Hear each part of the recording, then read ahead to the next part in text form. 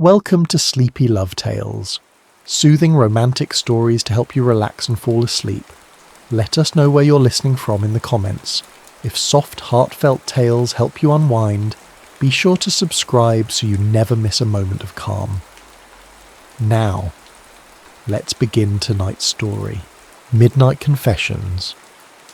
The party was a sensory assault, a maelstrom of freshman freedom that hit Emma with the force of a physical blow.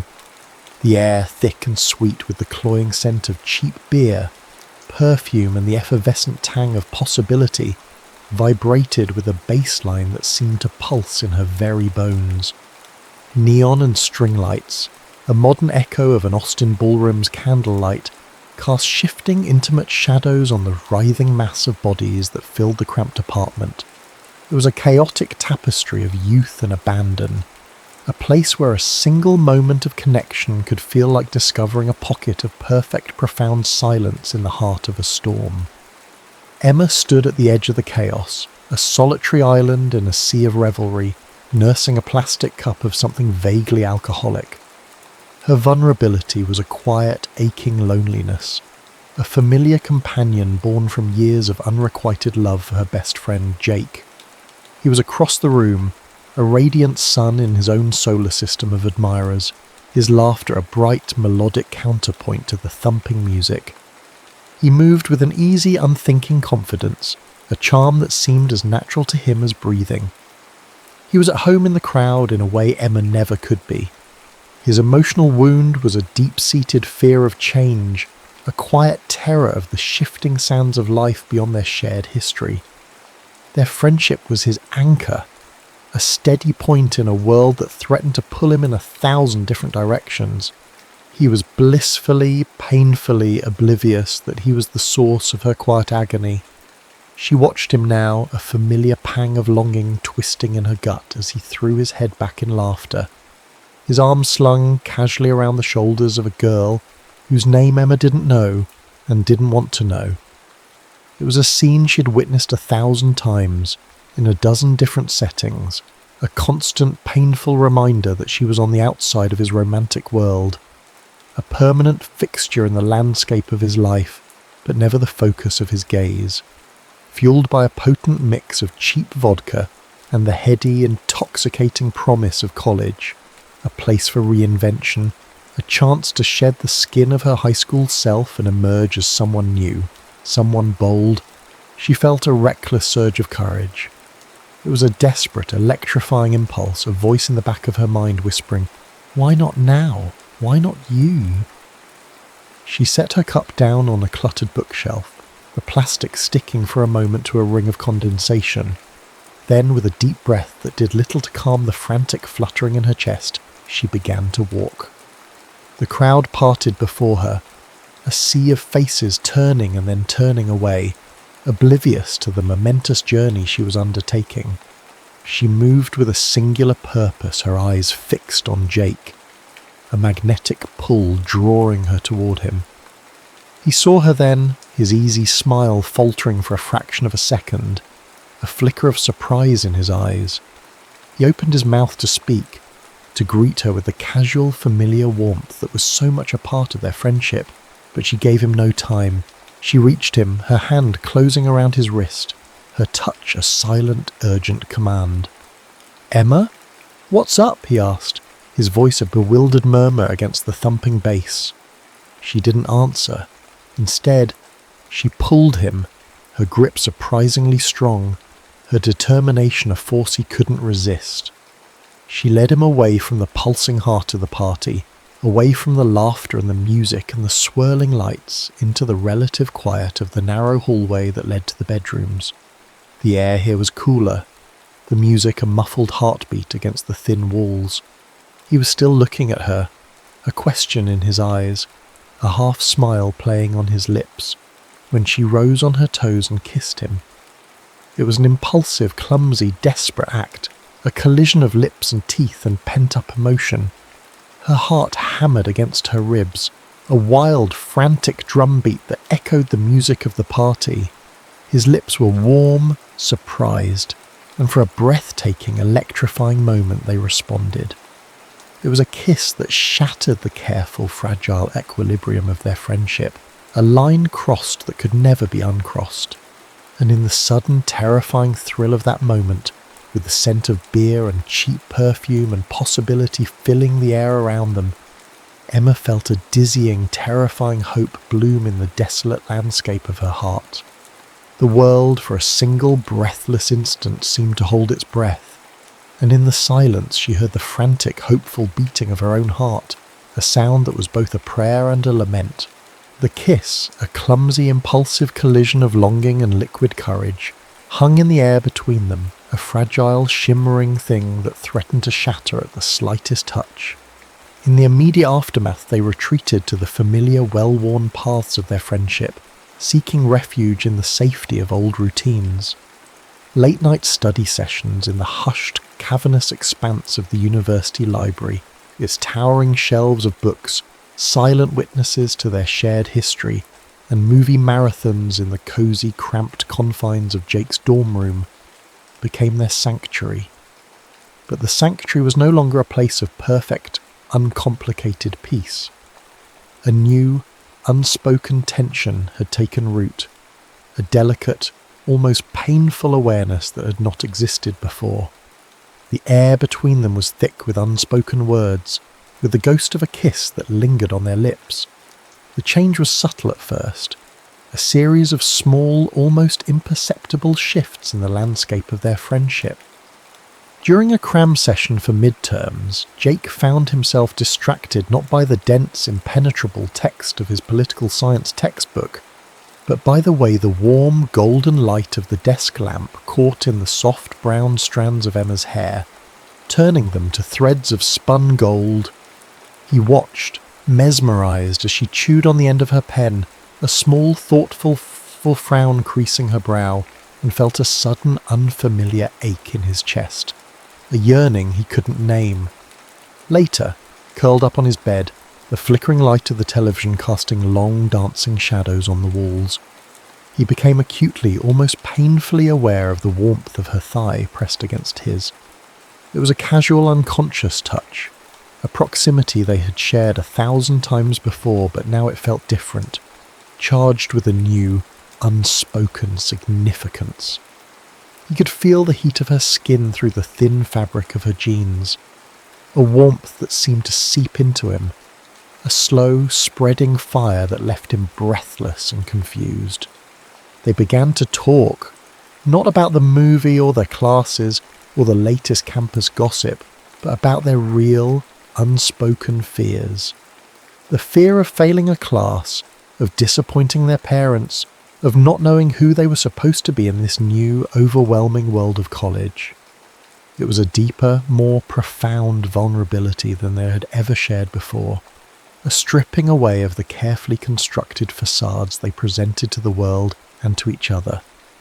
He confessed his fear of the future, of the vast, unknowable expanse of life that stretched before him, a terrifying, uncharted territory that he was afraid to navigate alone.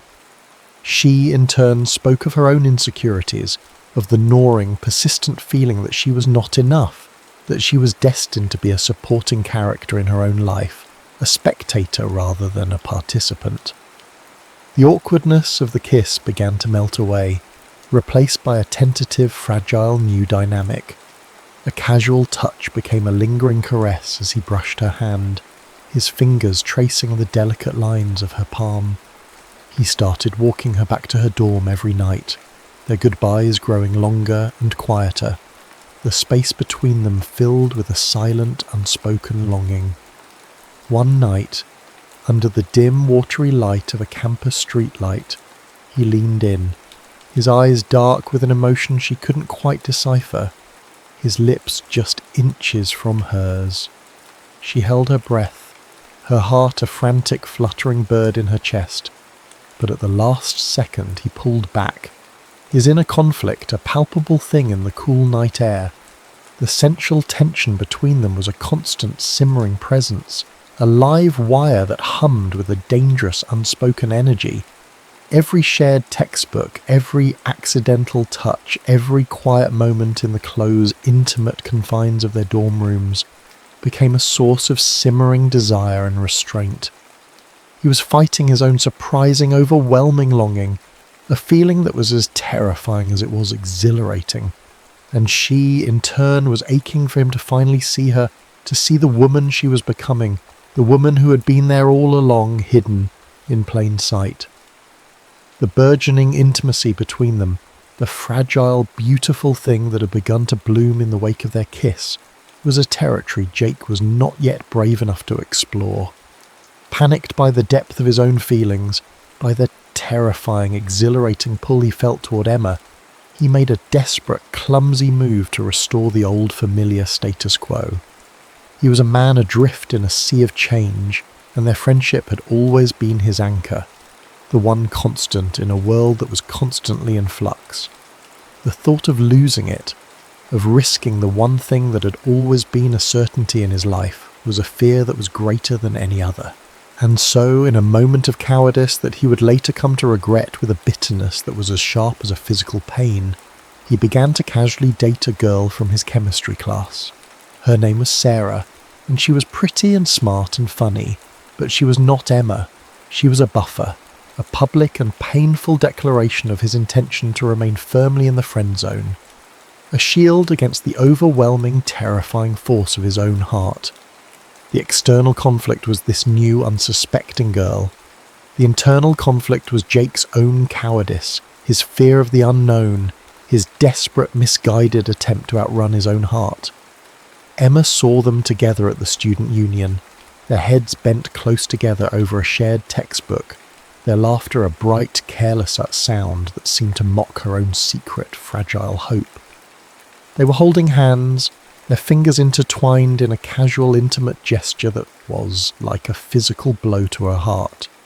The sight of it, the easy, uncomplicated intimacy of it, was a definitive, unspoken answer to her impulsive, desperate kiss. She had been rejected, not with words, but with a casual, public display of affection for another woman. The humiliation of it was a cold, bitter pill to swallow. She had not only been rejected, she had made a fool of herself, had risked their friendship, their long, beautiful, complicated history, for a moment of reckless, impulsive hope, and she had lost. She retreated, a wounded animal seeking the safety of her den. The late-night study sessions ceased. The movie marathons came to an end. Her texts went unanswered. Her calls went to voicemail. The silence between them was a vast, empty chasm, a void that was filled with the ghosts of unspoken words and unfulfilled desires. Emma threw herself into her studies, her loneliness a cold, hollow ache in her chest. She felt utterly exposed, naive, a fool for having believed, for even a moment, that a single kiss could change the course of their lives. She built a wall around her heart, a fortress of books and lecture notes and late-night study sessions in the library, a place that was once a sanctuary, but was now a constant, painful reminder of what she had lost. Jake, meanwhile, found that his return to normal was anything but. The easy, uncomplicated relationship he had sought with Sarah felt empty, a pale imitation of the deep, meaningful connection he had shared with Emma. The absence of her late-night texts, her easy laughter, her quiet, steady presence in his life left a void that was far larger and more painful than he could have ever imagined. The friendship he had been so desperate to save was already dead, and he was the one who had killed it. The silence on the other end of the phone was a deafening roar, a constant, painful reminder of his own cowardice, his own foolish, misguided attempt to outrun the one thing that had ever truly mattered. The tone between them was stormy, aching, and silent. The air was heavy with regret, with the suffocating weight of unspoken desires and unfulfilled promises. The line had been crossed, the fragile, beautiful thing they had shared was broken, and they were both left to navigate the wreckage of their own making, alone in the silence. The evening air was heavy and still, thick with the scent of damp earth and the unspoken tension that had been building for weeks. A low, oppressive blanket of clouds had swallowed the last of the daylight, plunging the campus into an early twilight. Emma was walking across the quad, the silence broken only by the distant hum of traffic, when she saw him. Jake, a solitary figure under the weak glow of a lamppost, his shoulders slumped, his face a mask of misery that was a perfect mirror of her own. The sight of him, so utterly, completely wretched, was the spark that ignited the tinderbox of her own pain and frustration. All the hurt, all the anger, all the unspoken words that had been churning inside her boiled over. She changed course, her steps quickening on the flagstone path, a warrior marching into a battle she could no longer avoid. She confronted him, her voice breaking but strong, the words tumbling out in a torrent of pain and anger. Was I just a placeholder, Jake? Someone to kill time with until someone better came along? I need to know. Am I just your buddy, or am I the love of your life? Because I can't live in the middle anymore.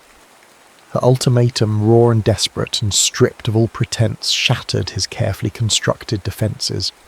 He finally looked at her, his eyes dark with a pain that was as real and as visceral as her own. He confessed the truth, his voice raw and ragged in the heavy air. He spoke of his fear, of his stupidity, of his terrifying, heart-stopping realization that his life was meaningless without her in it. The whole time I was with her, he said, his voice a ragged whisper, all I could think about was you. It's always been you, Em. I was just too scared to see it. The raw, desperate honesty of their confessions, the stripping away of all the layers of fear and uncertainty and doubt broke the dam of their restraint. He pulled her into his arms, and their kiss was no longer impulsive or tentative, but deep and claiming, a fusion of tears and years of pent-up emotion. It was a kiss that spoke of homecoming, of a love that had been there all along, waiting to be acknowledged. The need to be alone, to be away from the prying eyes of the campus, was a palpable, urgent thing. He led her back to his room, their hands clasped tightly, their bodies trembling with an emotion that was both terrifying and exhilarating. The moment the door clicked shut behind them, the confrontation melted into a night of fierce, vulnerable, and transcendent intimacy. It began with their clothes, shed in a desperate and fumbling haste, a shedding of old identities, best friend, buddy, placeholder, until they stood before each other, raw and new. His hands, no longer hesitant, explored the familiar territory of her body with a reverence that was almost holy, but it was a reverence charged with years of suppressed hunger.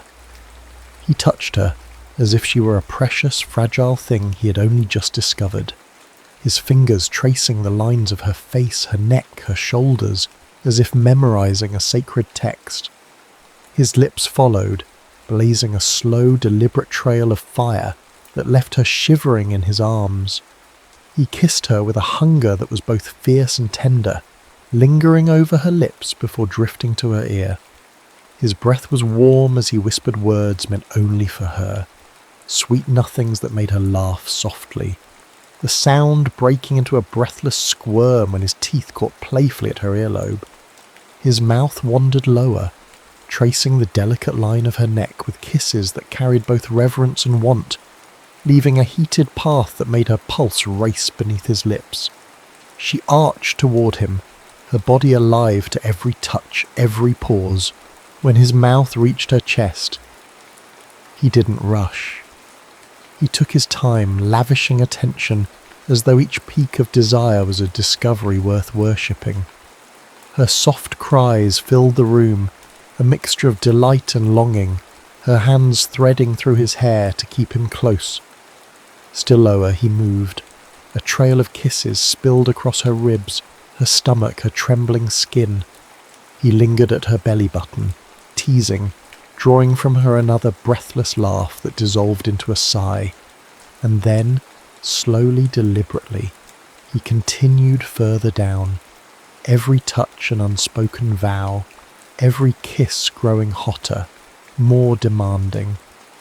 He knelt before her, his gaze intense, a silent question she answered with a trembling nod, and then he brought her to the heart of her most intimate place, his mouth a source of exquisite, unbearable pleasure. It was a revelation, a complete and total surrender. Emma, who had spent years hiding her desire, felt it bloom under his touch, a wild, untamable thing. Her fingers tangled in his hair, her hips arching, as if drawn by a magnetic pull she could no longer resist. The world narrowed to this single searing point of contact, a symphony of sensation that built and built until it shattered her into 1,000 pieces. Her release a raw, keening cry. Echoed in the quiet room. Before the aftershocks had even faded, he was rising, lifting her into his arms and carrying her to the bed. He came to her then, his body covering hers, and the years of unspoken longing, of quiet, secret desire, were unleashed in the powerful, primal rhythm of their intimate communion. It was a dance of two souls, a frantic, desperate claiming. They moved as one, a fusion of longing and devotion, his eyes locked on hers, and in their depths, she saw not just desire, but a profound, soul-deep recognition. This was not just sharing of intimacy, it was a consecration, a physical manifestation of a love that had finally found its voice. Their climax was a shared, shuddering crest, a wave of pure sensation that washed away all the pain and misunderstanding, leaving only the raw, beautiful truth of their connection. Emma, who had always felt that her vulnerability was a weakness, a flaw to be hidden away, learned that it was, in fact, her greatest power. It was her vulnerability that had allowed her to love him so completely, so unconditionally, and it was her vulnerability that had finally broken through his own walls of fear and doubt.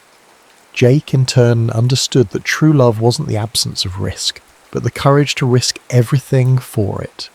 He had been so afraid of losing her that he had almost lost her for good, and in that moment, in the quiet, intimate aftermath of their passion, he knew that he would never make that mistake again. They woke to the quiet hum of the world coming to life. There was no thunder, no dramatic reveal, only the soft grey light of dawn filtering through the blinds of Jake's dorm room, painting stripes across the tangled sheets and their sleeping forms. The air was cool and smelled of damp earth, a clean, fresh scent that felt like a new beginning.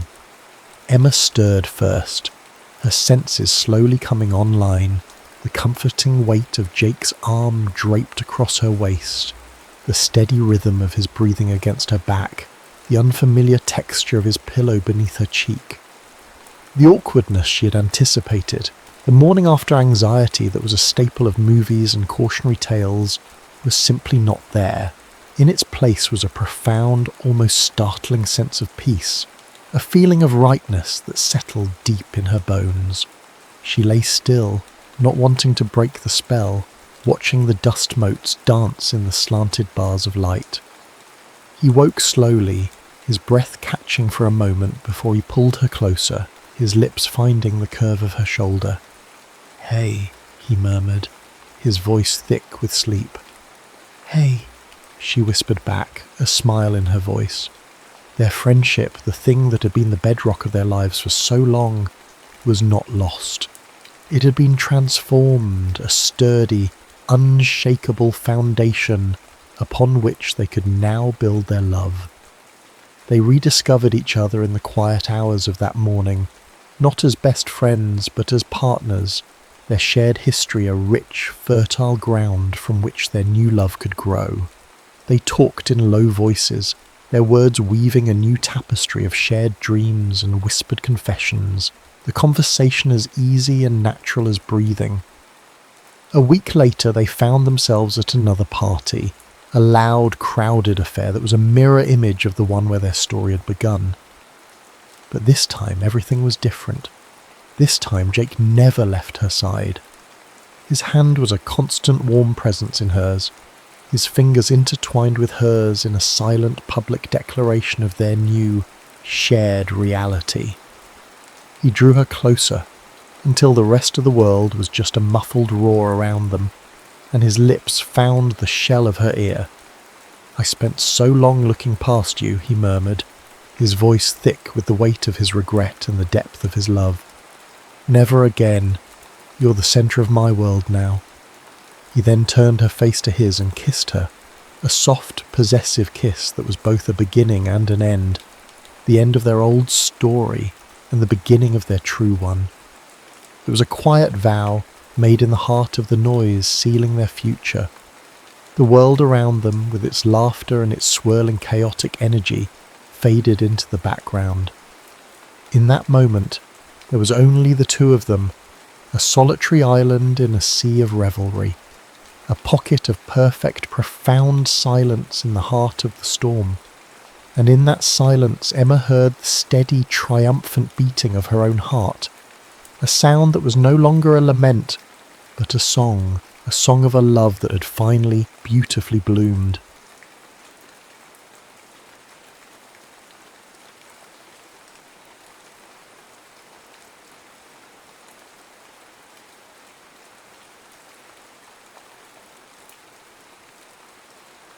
The Orchard Heir. The air in Bishop's Orchard, as it was still called in the waning months of 1880, was thick with the ghosts of sweetness. Autumn had laid its heavy honeyed hand upon the land, and the scent of fallen apples, slowly returning to the earth from which they had sprung, mingled with the crisp, almost sharp perfume of decaying leaves. It was a scent of both an ending and a beginning, a metaphor for the orchard itself, which, once the pride of Eleonora's late uncle, now lay in a state of beautiful, tragic neglect. The farmhouse, a sturdy, weathered sentinel at the edge of the trees, seemed to sag a little, as if weary of holding the memories of a simpler time within its clapboard walls. Eleonora, or Nora, as she had been called in a life she barely remembered, stepped from the hired carriage, her elegant Boston skirts whispering their protest against the damp, uneven ground. The fabric, a deep city blue, was entirely impractical for this rustic world, as were the delicate, uncalloused hands she kept tucked in a small muff. The inheritance, this sprawling tract of land she had never seen, felt more like a burden than a gift, a symbol of a life she had never known and a future she did not want. Boston, with its rigid expectations and stifling drawing rooms, was a cage she understood. This wild, untamed place with its scent of cider and soil was a wilderness she could not comprehend. She had been told there would be a man, a farmhand her uncle had employed, to see to the running of the place. A childhood friend, the lawyer had said, though the memory was a faint, sepia-toned image in the back of her mind. Samuel Cole. The name was as unfamiliar as the landscape. She found him high in the branches of an old gnarled apple tree, its limbs twisted like the arthritic fingers of an ancient crone. He was pruning a dead branch, the rhythmic rasp of his saw the only sound in the still afternoon air. He was a man made of the very earth he tended, broad-shouldered and sun-weathered, his hands, even from this distance, stained with the soil he loved. He did not seem to hear her approach, so intent was he on his task. "Mr. Cole?" she called up, her voice feeling thin and reedy in the vast open space. He stilled his saw, but did not immediately look down. When he did, his eyes, the colour of a stormy sky, were shadowed by a suspicion that bordered on hostility. He took in her elegant attire, the impracticality of her presence, and a muscle worked in his jaw. "Miss Bishop," he said, his voice a low rumble that seemed to be dragged from the very depths of him. It was not a question, but a statement, heavy with unspoken history. I am Eleonora Bishop," she said, feeling a sudden, absurd need to clarify, as if her name, her very identity, was something to be questioned in this place. He offered no reply, merely watched her with that same guarded expression, a mixture of nostalgic affection and deep-seated resentment she could not yet decipher. He feared, she would later learn, that she was just another city dweller, another ephemeral owner who would sell the land without a second thought, without a backward glance at the legacy it held. He swung himself down from the tree with an easy, athletic grace that seemed to mock her own constrained movements. He landed on the balls of his feet, the soft thud of his boots on the damp earth a sound of belonging. Up close he was even more formidable, his presence a solid, unyielding thing. "The lawyer said you'd be arriving," he said, his tone still gruff, challenging. "Yes, he said you would show me the house." He gestured with a jerk of his head towards the weathered farmhouse. "It's not much to look at, not what you're used to in Boston, I'd wager." There was a sharpness in his words, a barb she could not ignore. "I am not here to make comparisons, Mr. Cole. I am here to see what has been left to me." His eyes, those stormy grey eyes, flickered with something she could not name. A memory, perhaps? The ghost of a shared past? "Do you not remember me, Nora?" he asked, the use of her childhood name a sudden, startling intimacy. She looked at him then, truly looked at him, past the broad shoulders and the weathered skin, and saw the boy he had once been, the dark, unruly hair, the intense gaze, the hint of a smile that never quite reached his lips, and with a rush, a memory, as vivid and startling as a flash of lightning, returned to her. "Samuel," she breathed, the name a whisper on the autumn air. "We used to climb this very tree." A flicker of warmth, a spark of connection in the cool, crisp air. It was there for a moment, a bridge across the chasm of a decade. He looked at the tree, then back at her, and for an instant the resentment in his eyes softened, replaced by something akin to longing. "Aye," he said, his voice rough with an emotion he could not conceal. "We did, but the moment was as fleeting as a firefly in the dusk. The gulf between their present lives, between the Boston heiress and the Orchard's farmhand, was too wide, too deep. The spark was extinguished as quickly as it had been lit, leaving them in the cold, charged silence of unspoken history, of duty and desire, of a past that could never be reclaimed, and a future that was yet to be written. With a resolve that surprised even herself, refused to be a mere spectator in her own inheritance. She would not be the delicate city flower, wilting in the face of honest labour, who would understand this land, this orchard, before she made any decision about its fate. And so, the day after her arrival, she presented herself at the barn, her impractical blue dress replaced by a simple serviceable gown of brown wool, her hands, though still uncalloused, bare and ready for work. Samuel, who was mending a broken fence post, looked up at her approach, his expression a mixture of disbelief and grudging respect. "I want to help," she said, her chin held at a determined angle. "I want you to teach me." He said nothing for a long moment, merely studied her, his gaze taking in the change in her attire, the earnestness in her eyes. Then, with a curt nod, he gestured to a pile of fence rails. "The fence along the north pasture needs mending." And so began their unlikely partnership. The days that followed were a blur of shared tasks and slowly unfurling conversations. They mended fences, their hands brushing as they passed nails and hammers. They cleared overgrown branches, the sharp scent of cut wood a constant presence in the air between them. They pressed the last of the season's cider, the sticky sweetness of the apple clinging to their clothes and hair. Their conversations were stilted at first, filled with the awkwardness of two people who had once known each other as children, and now had to navigate the unfamiliar territory of adulthood.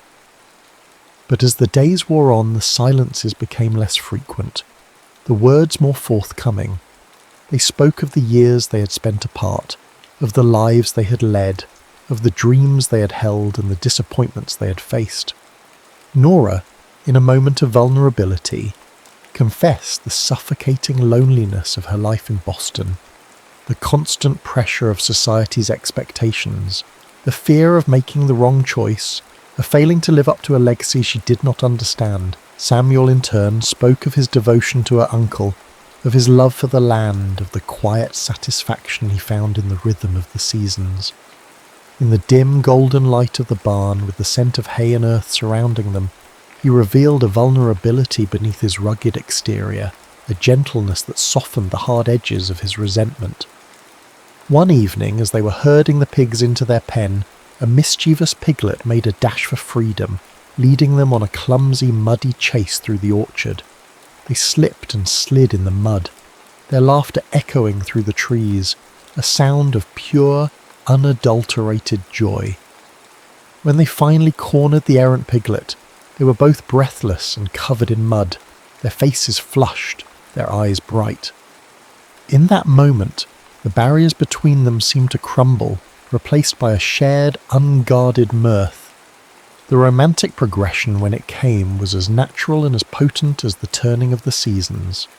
Samuel was teaching her the delicate art of grafting, of joining a new apple variety to an old established rootstock. His hands, calloused and strong, guided hers, his fingers a warm, firm presence on her skin. The touch was electric, a silent acknowledgement of the attraction that had been growing between them, as steady and as sure as the roots of the apple trees themselves. The air grew thick with unspoken feelings, with the scent of apple blossoms and the heat of their proximity. He leaned in, his gaze fixed on her lips, and she felt herself leaning towards him, her heart a frantic drum against her ribs. The world seemed to narrow to the space between their mouths, to the promise of a kiss that would seal the unspoken words that hung in the air between them. But the moment was broken by the distant solemn toll of the church bell, a reminder of the world outside the orchard, of the roles they were meant to play, of the duties that bound them. They drew apart, the spell broken, but the memory of that near kiss, of the electric touch of his hands on hers, lingered, a silent, potent promise of what was yet to come. The arrival of Mr. Alastair Finch from Boston was as jarring as the screech of a train whistle in the tranquil quiet of the orchard. He was a man of the city, slick and polished, his fine wool suit and gleaming leather shoes a stark contrast to the rustic simplicity of the farmhouse. He brought with him the scent of money and ambition, the very things Nora had sought to escape. He was the embodiment of the life she was supposed to want, the life of ease and luxury her inheritance could provide. He had come with an offer, a lucrative one, from a railroad developer who saw not an orchard, but a path for progress, a line of steel and steam that would cut through the heart of the land, connecting the bustling cities of the east. The offer was staggering, a sum that could secure Nora a life of unparalleled comfort and ease, a life free from the burdens of a failing orchard and the hard, unyielding demands of the land. The external conflict was matched by an internal one that raged within Nora's heart. She was torn between her duty to her family's legacy, a legacy she was only just beginning to understand, and the logical, sensible choice to sell. The money would free her, allow her to return to Boston, to the life she knew, the life that was expected of her. But the thought of leaving the orchard, of leaving Samuel, was a sharp physical ache in her chest. Samuel, for his part, watched the proceedings with a growing sense of dread. He saw in Mr. Finch the embodiment of his worst fears, the city slicker who would come and devour the land, leaving nothing but a trail of smoke and progress in his wake. The misunderstanding, when it came, was a cruel twist of fate. Samuel, returning to the farmhouse for a tool, overheard a fragment of a conversation between Nora and the lawyer. He heard her say, "I must consider the offer. Of course, it is a great deal of money." He did not hear the uncertainty in her voice, the tremor of doubt that accompanied the words. He did not see the troubled expression on her face, the conflict that raged in her eyes. He heard only the words, and they were enough to confirm his deepest fears. Believing that she had made her decision, that she had chosen the city and the money over the land and over him, he withdrew completely. The warmth that had begun to blossom between them was extinguished, replaced by a cold, impenetrable wall of politeness. He was courteous, but distant, his words clipped, his gaze averted. He spoke to her only when necessary, his voice devoid of the warmth and intimacy that had begun to colour their interactions. Heartbroken by his sudden distance, and overwhelmed by the weight of her decision, Nora retreated into herself. The sale of the orchard, which had once seemed a distant, abstract possibility, now felt like an inevitable, painful amputation. She saw no other choice, no other path forward. Samuel, believing he had lost everything he held dear, worked himself to the point of exhaustion, his silence a form of self-punishment. He poured his grief and anger into the land, his axe a furious, relentless extension of his pain as he cleared the deadwood from the orchard, each swing a blow against the cruel, unyielding hand of fate. The orchard, now in the grip of late autumn, seemed to mourn with them, its bare branches stark and skeletal against a grey, unforgiving sky. The scent of decaying apples was no longer one of sweet nostalgia, but of bitter, final decay. The spark that had been lit between them had been extinguished, leaving them in a cold, desolate darkness, each alone with their own private, unspoken grief.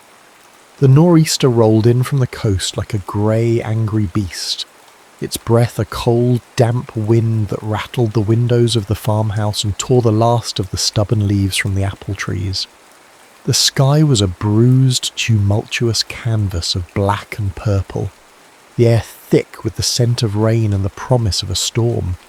Nora, her heart a frantic drum against her ribs, found Samuel by the woodpile sharpening an axe. The rhythmic thwack of the stone against the steel was a harsh, unforgiving sound, a counterpoint to the rising fury of the wind. She had made her decision, a decision that felt less like a choice and more like a surrender. "I'm selling," she said, her voice barely a whisper against the wind. He did not look up, his hands still moving in their steady, relentless rhythm. "Congratulations," he said, the single word a bitter, poisoned dart, and with that, the dam of their restraint broke. The carefully constructed walls they had built around their hearts crumbled, and a flood of accusations and long-suppressed truths erupted between them. "You never wanted me here," she cried, her voice rising with the wind. "You saw me as an intruder, a city girl who would never understand." "And what did you expect?" he shot back, his eyes, when he finally looked at her, blazing with a cold, righteous anger. "You came here in your fine clothes with your city ways, and you looked at this place as if it were a curiosity, a chapter in a book you could close and put away when you were done. That's not true, isn't it? You were ready to sell from the moment you arrived. You saw only the neglect, the decay. You didn't see the heart of this place, the soul of it. You didn't see what it could be." "And you," she retorted, her voice trembling with a mixture of anger and pain, "you saw only what you wanted to see. You saw a spoiled heiress who would sell her birthright for a life of ease. You didn't see that I was afraid of failing, of not being enough, of not being worthy of this place." The argument followed them into the barn, the wind and rain lashing at the old wood, the scent of hay and damp earth a thick, cloying presence in the air. In a moment of raw, unvarnished honesty, his voice cracking with an emotion he could no longer contain, Samuel confessed the truth that had been buried beneath his anger and resentment. "It's not just the orchard," he said, his voice a low, ragged whisper. "It's not just the land I can't bear to lose. It's you, Nora. It's you." Of course. Here is a more detailed and passionate version of the love scene from Part 4, crafted to be more erotic and romantic, drawing upon the requested inspirations. His confession hung in the air between them, a fragile, trembling thing, broken by a sudden, violent clap of thunder that shook the old barn to its foundations. And in that moment, the storm outside was mirrored by the tempest within. He closed the distance between them in 2 long strides, his hands finding her face, his calloused thumbs stroking the tears from her cheeks with a reverence that undid her completely. The scent of rain and wet earth clung to him, a wild, primal smell that filled her senses. Their kiss was a desperate, hungry thing, a collision of two souls who had been starving for a connection they had been too proud, too afraid to admit they craved. It was not gentle. It was a raw, bruising claiming, his mouth taking hers with all the pent-up frustration and longing of the past weeks. She answered with equal fire, her hands tangling in his damp hair, pulling him closer, her body arching against his.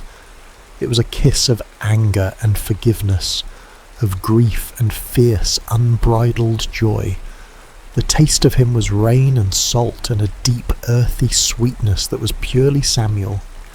He lifted her as if she weighed nothing, his mouth never leaving hers, and carried her towards the ladder, to the loft. The ascent was a dizzying blur, a tangle of limbs and desperate kisses, the drumming of the rain on the tin roof, a frantic heartbeat accompanying their own. In the loft, the air was thick with the sweet, dry scent of hay, a soft, golden world suspended above the storm's fury. He laid her down on a pile of soft, yielding hay, and for a moment they simply looked at each other, their breath coming in ragged gasps. In the dim light filtering through the hayloft window, his eyes burned with an intensity that stripped her bare, seeing past the Boston heiress, past the frightened girl, to the very core of the woman she was. "Nora," he breathed, the name a prayer. The anger was gone, replaced by a fierce, protective tenderness. His hands, those large, capable hands that knew the language of the earth, began to explore the landscape of her body with a slow, deliberate wonder. He fumbled with the tiny buttons of her woolen dress, his fingers, accustomed to the heft of an axe handle, clumsy against the delicate fabric. The sound of the cloth tearing slightly was a sharp, thrilling sound in the quiet loft. She didn't care. She helped him, her own fingers trembling as she worked at the laces of her corset. A garment that suddenly felt like a cage, a relic from another life. One by one the layers of her old life fell away, the dress, the petticoats, the corset, until she lay before him in the soft light, clad only in her thin chemise, her skin luminous against the dark gold of the hay. He looked at her, his gaze a slow, burning caress, and she saw not judgment, but worship in his eyes. He stripped off his own rough work shirt, revealing a torso sculpted by labour, his skin sun-bronzed and taut over hard muscle. He was beautiful, a man made of the very land she was learning to love. He came to her then, his body covering hers, the heat of his skin a shocking, delicious contrast to the cool air of the loft. His calloused hands traced the curve of her waist, the swell of her hip, the delicate line of her collarbone as if memorizing her by touch alone. He kissed her again, a slow deep kiss that spoke of a reverence for the flesh, a sacred communion of bodies and souls. His mouth moved from her lips to her throat, his tongue tracing a trail of fire down to the hollow between her breasts. She gasped, her back arching, her hands clutching at his shoulders. It was a surrender more complete, more profound than any she had ever known.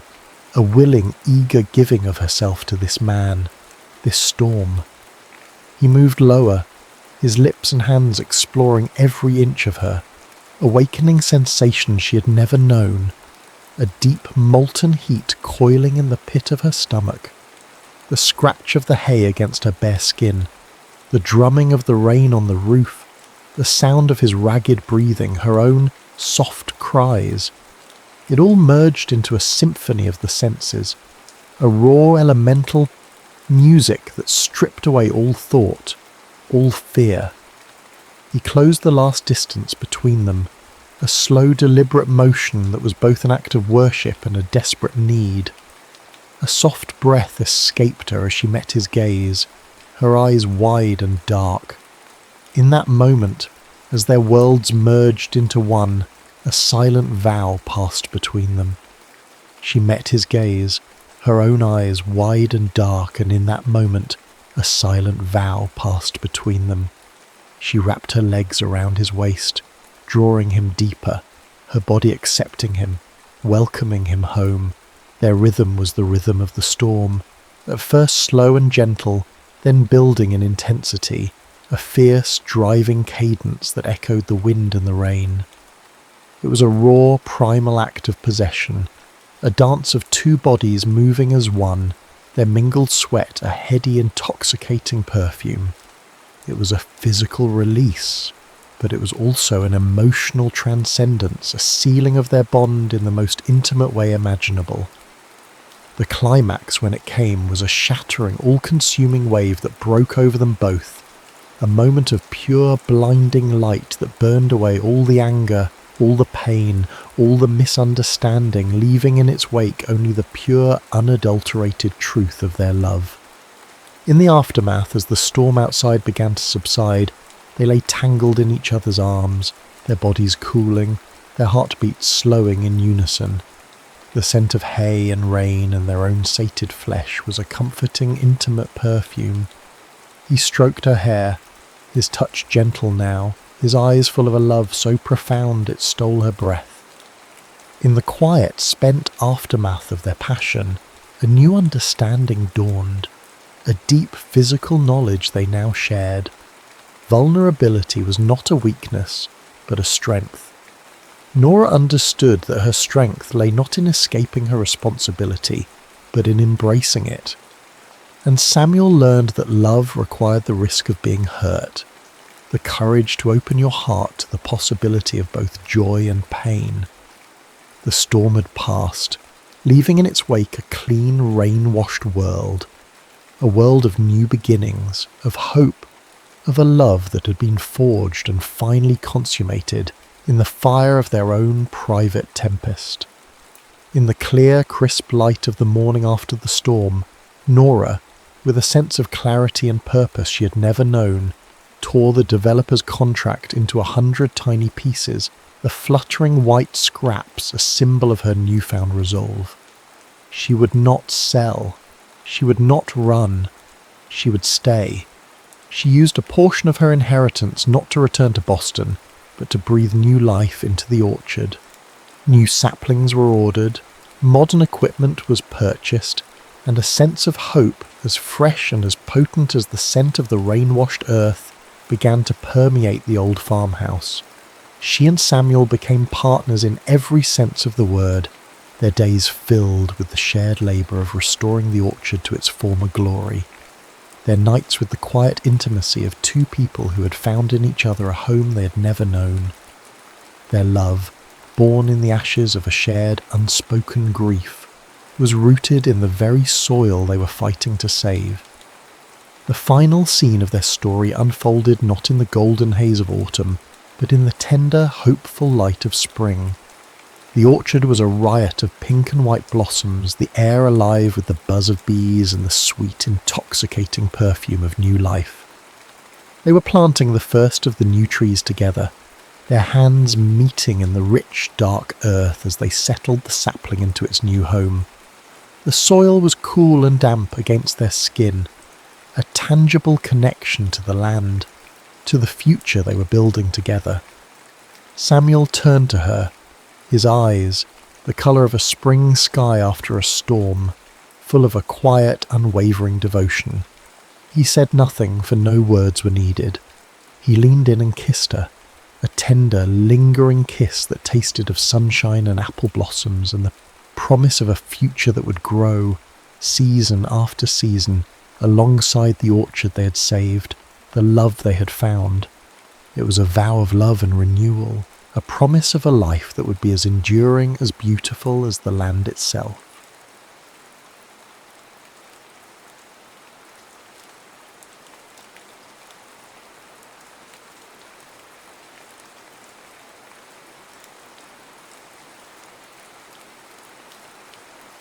The Seamstress of Belgravia.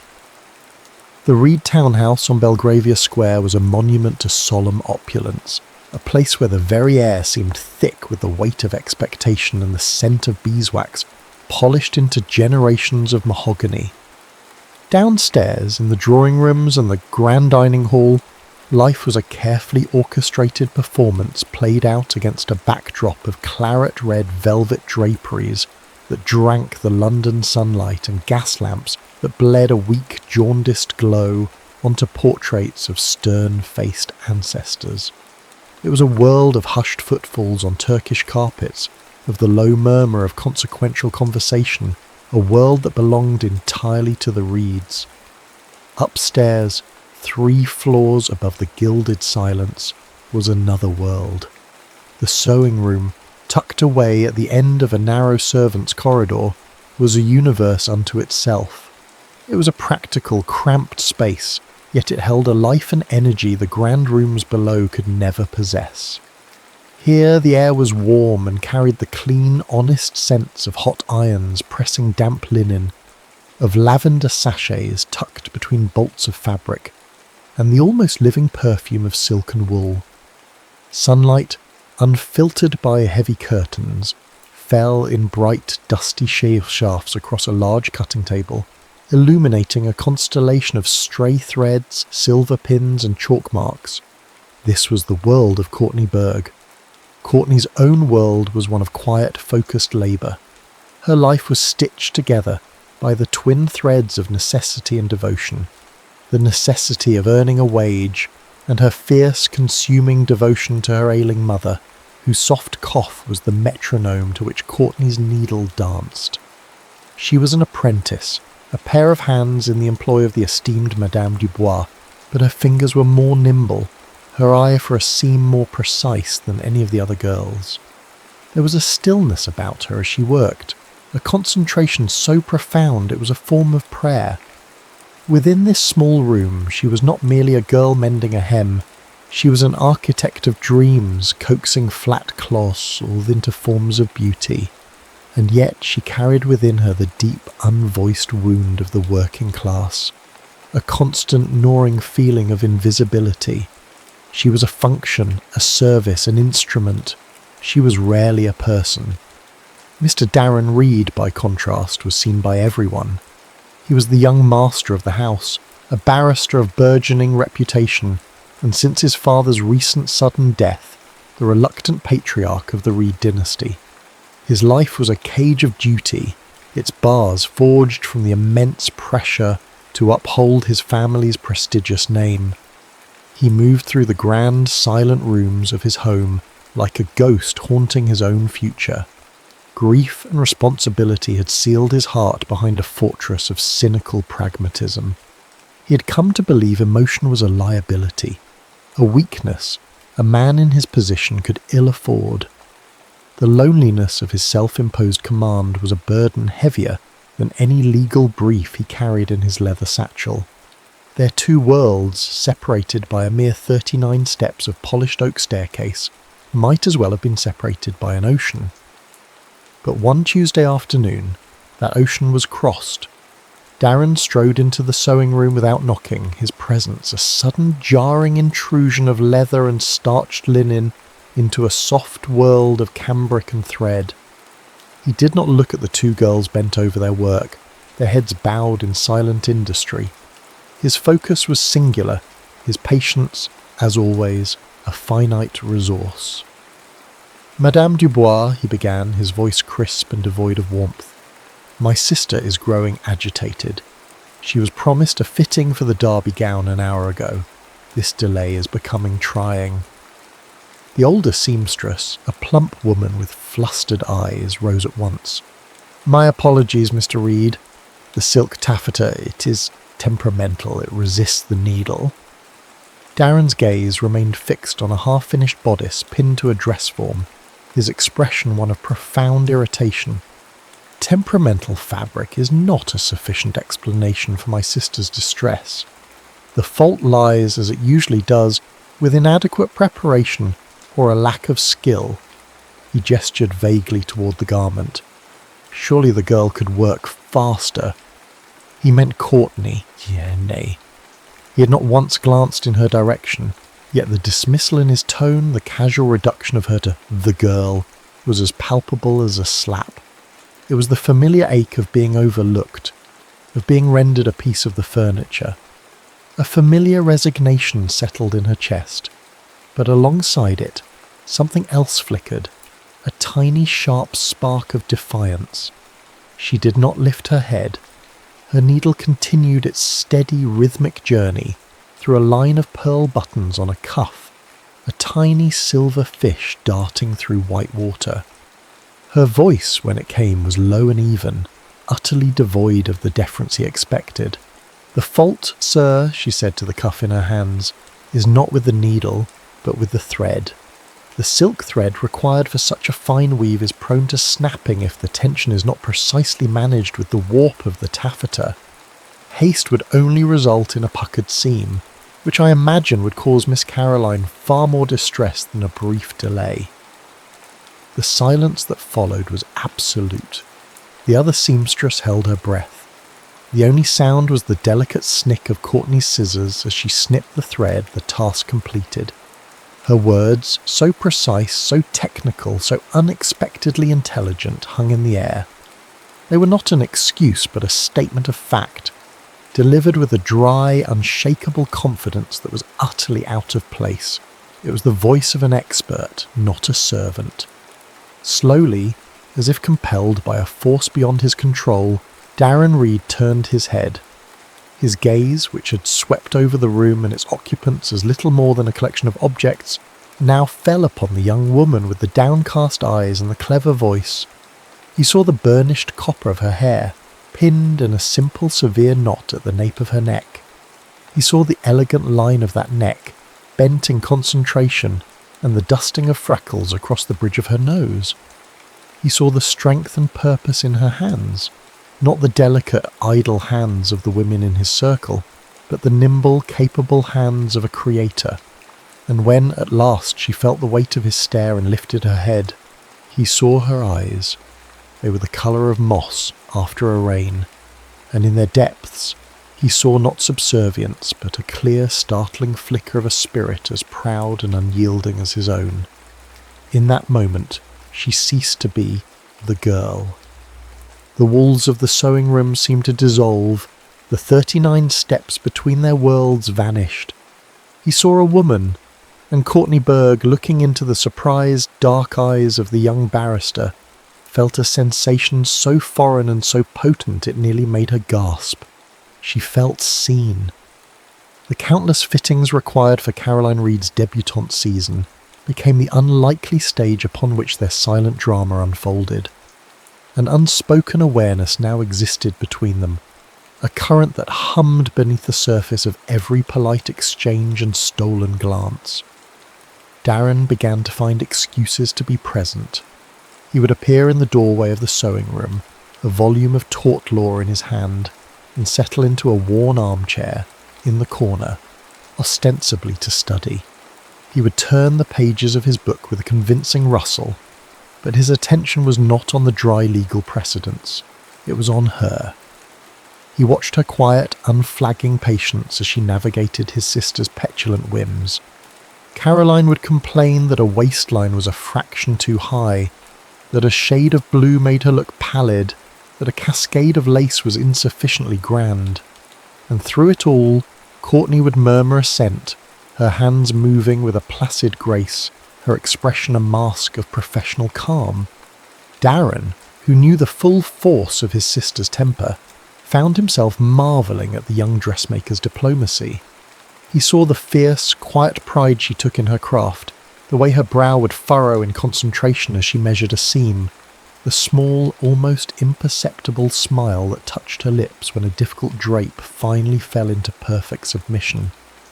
He saw not just a skill, but an artistry, and it fascinated him. One evening, well after the rest of the household had settled into the rhythms of the night, he was descending the main staircase when a sliver of light from under the sewing room door caught his eye. Puzzled, he pushed it open to find her there alone, bent over her work, the room illuminated by the lonely golden halo of a single candle. The flickering light caught the fire in her hair and cast her shadow long and graceful against the wall. She was stitching a constellation of tiny iridescent beads onto a bodice, her needle a patient starfinder in a midnight blue sky of silk. "You're working late," he said, his voice softer than he intended. She started, a hand flying to her chest. "Mr. Reed, I did not hear you." "I'm sorry to have disturbed you. I was on my way to my study." He did not leave. He lingered in the doorway, drawn by the intimacy of the scene. "That looks intricate." "It is," she admitted, her eyes returning to her work. "The beading for the Duchess's ball gown. It must be finished by Friday." "And Madame Dubois leaves such a task to you, alone, by candlelight." A flicker of that pride he had come to recognise warmed her voice. "She trusts my hands are steady." He stepped into the room, his presence filling the small space. "And what of your dreams, Miss Berg? Do they extend beyond stitching for duchesses?" The question was so direct, so personal, it took her aback. She paused, needle held mid-air. No one of his station had ever asked such a thing. I hope one day to have my own shop," she confessed, the words tasting strange and bold on her tongue. "A small one, perhaps, where I could choose my own fabrics, create my own designs." He listened, his expression unreadable in the wavering light, and for the first time they spoke not as master and servant, but as two people sharing the quiet space of a late hour. Their true connection, however, was forged in the London fog. A few weeks later, a thick yellow-grey blanket descended upon the city with a sudden suffocating totality. It swirled through the streets, muting sound, blurring the sharp edges of the world, and turning the familiar gas lamps into ghostly, indistinct orbs. Courtney, finishing her work for the day, found her journey home rendered impossible. The carriages were all grounded, their drivers unwilling to navigate the treacherous, blind streets. As she stood hesitating in the grand entryway, clutching her shawl, Darren appeared at her side. "You cannot possibly walk home in this," he stated, not as a question, but as a fact. "It is not safe." "I have no choice, sir." "Nonsense. I will escort you." Before she could protest, he was shrugging on his greatcoat. He was acting, he told himself, merely out of a sense of duty, a gentleman's obligation to a woman in his family's employ. It was a convenient and necessary lie. Stepping out into the fog was like stepping into another realm. The city's roar was muffled to a distant hum. The imposing facades of the Belgravia townhouses dissolved into murky shadows. They were cocooned, isolated from the rigid watching eyes of society. In this anonymous, misty world, the carefully constructed barriers between them seemed to thin and fray. She spoke of her mother, of the constant worry that was the baseline of her existence, and of the small village in the countryside where she was born. He in turn found himself confessing the crushing weight of his father's legacy, the fear that he was merely an inadequate custodian of a name far greater than himself. The fog became their confessional, its dense veil granting them the courage to be vulnerable. For the length of that walk they were not Mr. Darren Reed, the barrister, and Courtney Berg, the apprentice. They were simply a man and a woman, their shoulders occasionally brushing, their voices low and intimate in the swirling grey. The final fitting for the magnificent ball gown that was to be the centrepiece of Caroline's season marked the culmination of this simmering tension. Courtney was on her knees, making a final adjustment to the hem, a line of pins held between her lips. Darren, as usual, was in his corner armchair, the pretence of reading long since abandoned. As she reached for another pin, a sharp point pricked the tip of her index finger. A perfect ruby-red droplet of blood welled up, a stark jewel against her pale skin. It happened in an instant. Before she could even think to pull her hand away to staunch the tiny wound, he was there. He moved from his chair with a swift, silent urgency that startled her, kneeling before her on the floor. "You've hurt yourself," he murmured, his voice thick with a concern that went far beyond the triviality of the injury. He took her hand. His own was warm and strong, engulfing hers completely. The calloused skin of his thumb stroked over the tiny red bead, smearing it slightly. The touch was electric, a jolt that shot up her arm and settled hot and heavy in the pit of her stomach. It was a gesture of such unexpected, disarming tenderness that it stole the breath from her lungs. He did not release her. His thumb continued its slow, hypnotic caress over her fingertip, over the whorls of her skin. He lifted his gaze from her hand to her face, and his eyes were dark with an intensity that made her feel utterly exposed, as if he could see straight into the frantic, hopeful, terrified beating of her heart. The air in the room grew thick, charged with all the words they had never spoken, all the longing they had so carefully concealed. The scent of lavender from the sachets in her sewing box, the whisper of the silk gown, the sight of his dark head bent so close to hers, it all coalesced into a moment of pure agonizing wanting. It was a near confession, a declaration held in the heated space between their clasped hands, a promise and a peril all at once. His powerful attraction and the ruinous, unthinkable scandal of a liaison with her waged a silent, furious war in the depths of his gaze, and in that moment Courtney knew, with a certainty that was both thrilling and terrifying, that he was losing. It is a truth universally acknowledged that in a house of many servants, no secret, however small, can long remain confined. The moment of profound tenderness in the sewing room, the master of the house kneeling before the seamstress, his hand holding hers with such reverent care, was not unobserved. A lady's maid, passing the open door on her way to fetch a shawl for her mistress, had seen it all. She was a woman whose own ambitions had long ago curdled into a bitter jealousy, and the sight of such intimacy shared across the unbridgeable chasm of class was an affront she could not abide. The story, embellished with each retelling, began its insidious journey through the servants' passages, a whispered confection of malicious gossip that finally, inevitably, reached the ears of the one person Darren Reed truly feared, his mother. Mrs. Reed was a formidable matriarch, a woman cast in the same unyielding iron as the gates that guarded their home. Her world was governed by the cold calculus of lineage, reputation, and strategic alliances. To her, love was a frivolous luxury. Marriage was a merger. She had already selected the perfect candidate to be her son's wife, the Honourable Miss Eleanor Vance, a banking heiress whose fortune was as vast as her countenance was cold. The union would secure the Reed family's finances for a generation. The whispers of her son's infatuation with a common seamstress were not merely an embarrassment. They were a threat to the very foundation of her carefully laid plans. She cornered Darren in his late father's study, the one room in the house where he felt the weight of his legacy most acutely. Her accusations were precise, her language sharp and contemptuous. They say you have been making a spectacle of yourself with one of the sewing girls, that you fawn over her like a stable boy. Have you lost your senses entirely? Do you have any idea what a scandal of this nature would do to our name, to the negotiations with the Vances? Darren, trapped between the jaws of duty and desire, felt a cold terror overwhelm him. He saw his future laid out before him. The public humiliation, the snickering of his peers, the smirch upon a name his father had kept pristine. He saw the disappointment in his mother's eyes, a weapon she had wielded with devastating effect his entire life.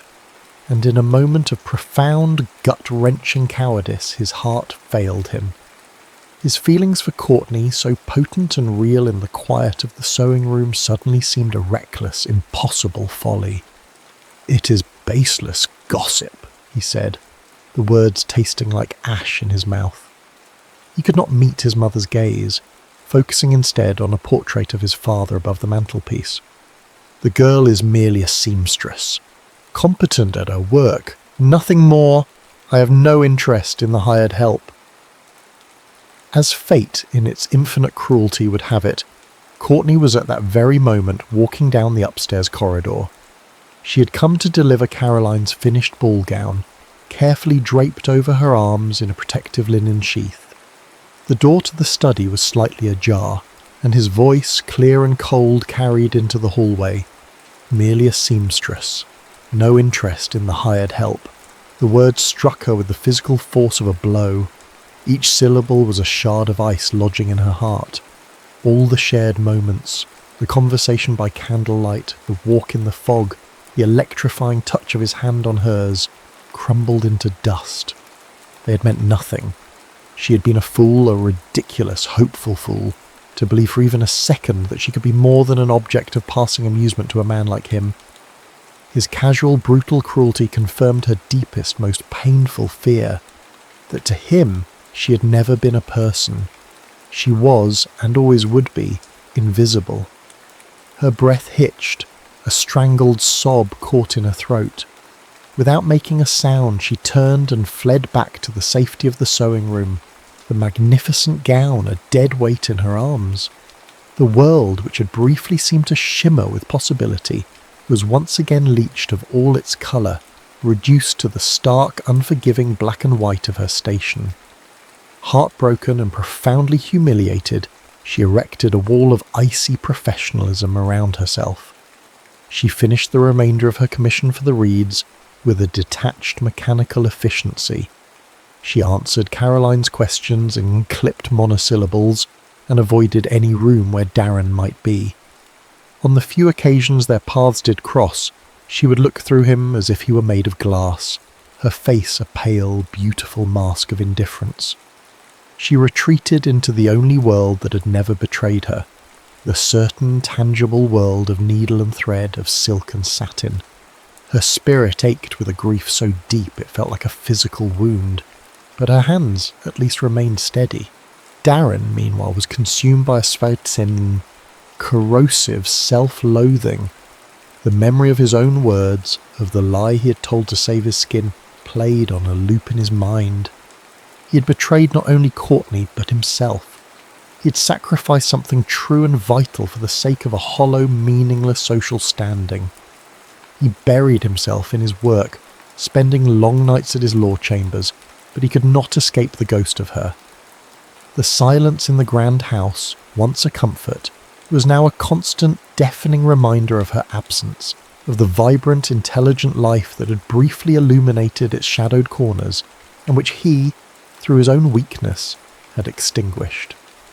The night of the Duchess of Abernathy's grand ball, the most anticipated event of the London season, arrived on a wave of carriage wheels and societal chatter. Inside the Reed mansion, however, the mood was far from festive. Caroline, in a final fit of pre-ball pique over some imagined slight, had yanked at the bodice of her gown with such force that a crucial seam along the waist had torn with a sickening final-sounding rip. Hysteria ensued. It was an hour before they were due to depart. No other gown would do. There was only one solution. A footman was dispatched with breathless urgency to the small, cramped flat where Courtney Berg lived with her mother. She was summoned back to the house she had sworn she would never enter again. When she arrived, her face was a pale, determined mask. She refused all offers of tea, all attempts at apology from a flustered Mrs. Reed. She simply took the damaged gown and ascended the stairs to the sewing room, her sanctuary and her prison. Darren found her there. He had been pacing his study like a caged animal, the sounds of his sister's distress a mere backdrop to the storm raging within him. He knew she had been sent for, and the knowledge was both a torment and a desperate, fragile hope. When he pushed open the door, the sight of her brought him to a halt. She was kneeling by the low light of a lamp, her head bent, her nimble fingers already flying, stitching the ruined seam with a furious precision. She did not acknowledge him. The air was thick with her silence, a silence that was louder than any accusation. The sight of her, so close and yet so impossibly distant, so composed in her heartbreak, finally broke him. The dam of his fear, his pride, and his carefully constructed duty shattered. "Courtney," he began, his voice rough, She did not look up.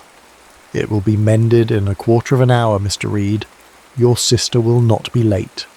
"To hell with my sister," he bit out, stepping further into the room. "It's you. I must speak with you." "We have nothing to speak of." "We have everything to speak of." He crossed the room in 3 long strides, stopping before her. "What you heard, what I said to my mother, was a lie. A contemptible, cowardly lie born of fear." At last she looked up, her moss-green eyes blazing with a cold, righteous anger. "Fear, Mr. Reed, or convenience? It is a convenient thing, is it not, to dismiss the feelings of the hired help when they become troublesome?" The contempt in her voice lashed him like a whip. He flinched. "Yes," he admitted, his own voice raw with self-disgust. "It was that too. I was a coward. I was terrified of the scandal, of my mother, of losing everything my father built. But the greatest lie was not to her, it was to myself, because the truth, Courtney, the god-awful, inconvenient, terrifying truth is that I am in love with you." His confession, so long suppressed, hung in the charged air between them, but it was met not with softness, but with the full force of her pain. She rose to her feet, her movements fluid and furious, her words as sharp and piercing as her needles. "Love," she spat, her voice trembling with a passion that was almost rage. "You call it love to humiliate me, to cast me aside like a soiled garment the moment your position is threatened. That is not love. That is the casual cruelty of a master to his possession. You saw me not as a woman, but as a dalliance, a diversion from your oh-so-burdened life." "No, that is not true," he insisted, stepping closer, his hands clenched at his sides. "I see you more clearly than I see anyone else in my life. I see your strength, your wit, your heart. I see the artist you are, and it terrifies me because loving you means razing my entire world to the ground." "Then let it burn," she cried, tears of fury and heartbreak finally tracing shining paths down her pale cheeks. "But do not stand here and speak to me of love when you lack the courage to even speak my name with respect." The argument was a tempest, a storm of passion that stripped away every last shred of pretense, every layer of social restraint, until only the raw, wounded, vulnerable truth of their 2 hearts remained. And then words failed. With a sound that was half groan, half plea, he closed the distance between them. His hands came up to frame her face, his thumbs stroking away her tears. His eyes begged for a forgiveness he did not deserve, and then he kissed her. It was not a gentle kiss. It was a desperate, frantic collision, a plea and a confession and a demand all at once. It was the taste of his regret and her rage, of his longing and her sorrow. And for a heart-stopping moment, she resisted, her hands flat against his chest. But then, with a choked sob, her own pent-up desire, so ruthlessly suppressed, surged to the surface. Her hands curled into the fabric of his coat, pulling him closer, and she answered his kiss with all the fierce, aching need she had denied for so long. It was a collision of worlds, of upstairs and downstairs, of duty and desire. Breaking the kiss, breathless, he took her hand. "Not here," he rasped, his voice thick. "Not in this room." He led her from the sewing room, down the silent corridor, past the portraits of his ancestors, their painted eyes judging him. He led her to the library. The room was dark, save for the moonlight slanting through the tall windows, illuminating the scent of old leather, and rain beginning to patter against the glass. He locked the door behind them. Here, surrounded by the weight of his history, he chose to defy it. Their coming together was not a gentle, timid exploration. It was a fierce and transcendent claiming. It was the raw, elemental honesty of 2 souls shedding their skins, breaking free of the cages that had confined them. His hands, no longer hesitant, moved over her with a reverence that was a form of worship. He unpinned her hair, letting the copper cascade fall over her shoulders, a silken curtain of fire in the moonlight. Her fingers worked at the buttons of his stiff shirt, her touch both hesitant and hungry. He laid her down upon the rich dark velvet of a chaise lounge, the fabric cool against her skin as he lifted the hem of her simple dress. There was a wildness in their coupling, a sacredness born of desperation. It was a surrender not to one another, but to a truth that was more powerful than society, more profound than name or station. Every touch was a word in a new language they were inventing together. Every kiss, a verse in a holy text known only to them. His body spoke of a deep primal tenderness, a need to protect and cherish even in the midst of his fierce passion. And her response was one of utter trusting vulnerability, a complete opening of the gates of her heart and soul. In this act, she was not submitting, she was meeting him, matching his intensity with her own, claiming him as he was claiming her. It was a sacred sealing of their bond, written not in ink, but in the heated language of flesh and spirit, a promise made in the silent, rain-lashed dark. Afterward, as they lay tangled together, the storm outside mirroring the one that had broken within them, Darren looked at her, at the woman who had undone him and remade him in the space of a single hour. In her arms, he finally understood. True honour was not found in upholding a name or a fortune. It lay in loving fiercely, honestly, and without shame. And Courtney, looking into the vulnerable, unguarded eyes of the man who had broken her heart, found in his utter surrender the strength to forgive. She understood that love, true love, was not a safe harbour. It was a tempest, and its only demand was that you risk your whole heart to its magnificent, terrifying power. The aftermath of the Duchess's ball was not the scandal of a torn seam, but the far more seismic shock of Mr. Darren Reed's quiet, resolute rebellion. The following morning, with a clarity of purpose that felt like breathing for the first time, he went to his mother. He did not raise his voice, he did not argue. He simply informed her in the calm, unequivocal tones of a barrister stating an irrefutable fact that his informal understanding with the Honourable Miss Eleanor Vance was at an end. And then he told her he intended to court Miss Courtney Berg, and that her opinion on the matter, while noted, was ultimately irrelevant. The ensuing storm was precisely as furious as he had anticipated. His mother threatened disinheritance. The Vances were insulted. Whispers turned to audible gossip that spread through the drawing rooms and gentlemen's clubs of London like wildfire. But Darren, to the astonishment of all, remained unwavering. He weathered the ostracism and the condescending pity of his peers with a placid conviction that baffled them. He had spent his life shackled by the fear of their judgment. Now, liberated by a love he finally deemed worth fighting for, their opinions were no more than the buzzing of inconsequential flies. He did not hide Courtney away. He did not treat her as a shameful secret to be squirreled away in some discreet cottage. Instead, he celebrated her. He arrived at her modest flat, not in a closed, unmarked carriage, but in his own, the reed crest emblazoned on the door for all the world to see. He walked with her in the park on a Sunday afternoon, ignoring the stares and the hastily turned backs. He discovered that the courage he had always sought in the courtroom was a pale imitation of the courage it took to love openly and without condition. His greatest act of devotion, however, was not in defiance of society, but in tribute to her. He saw the artist his mother and his world refused to see.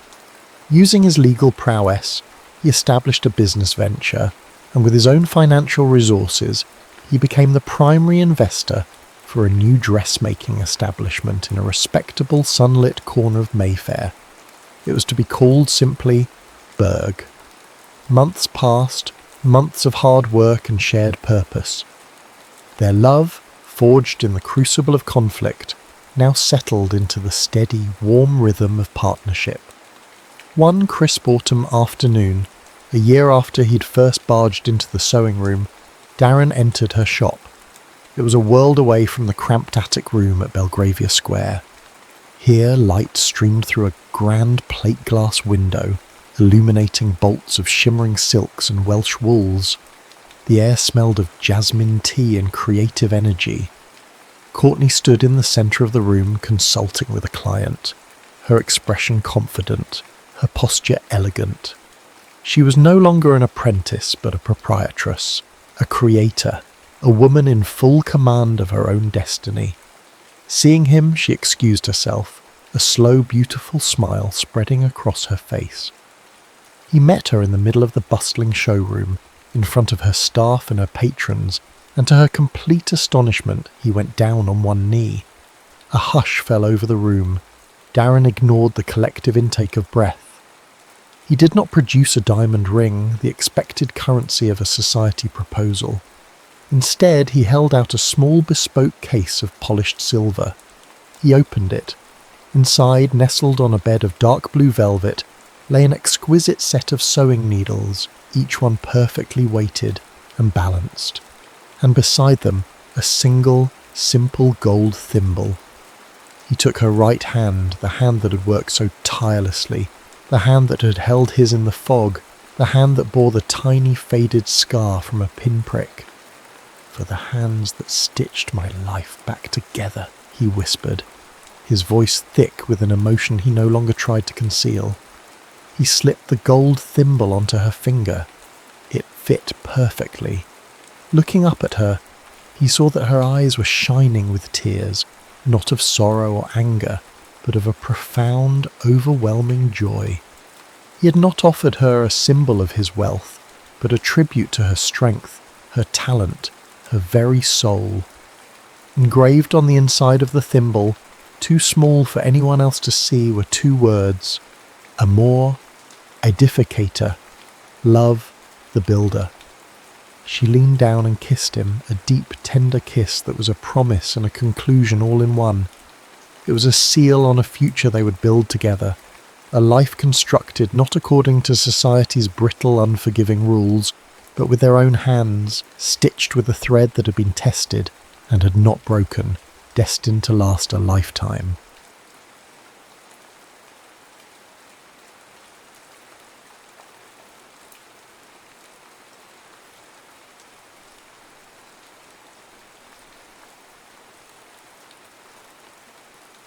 Love's eternal beacon.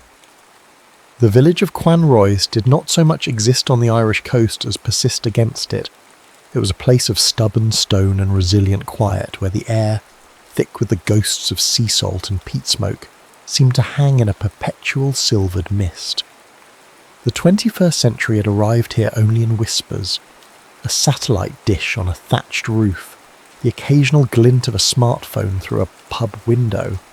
But the soul of the place remained ancient, bound by crumbling walls overrun with moss, and the melancholy bleat of sheep wandering roads no wider than a memory. Presiding over this forgotten corner of the world was the lighthouse. It stood on a windswept cliff like a stoic, weary sentinel, its white paint flaking in long strips, revealing the grey stone beneath as if shedding old skin. It was not a picturesque ruin. It was a functional thing, a creature of duty, its gaze forever fixed on the tumultuous slate of the Atlantic.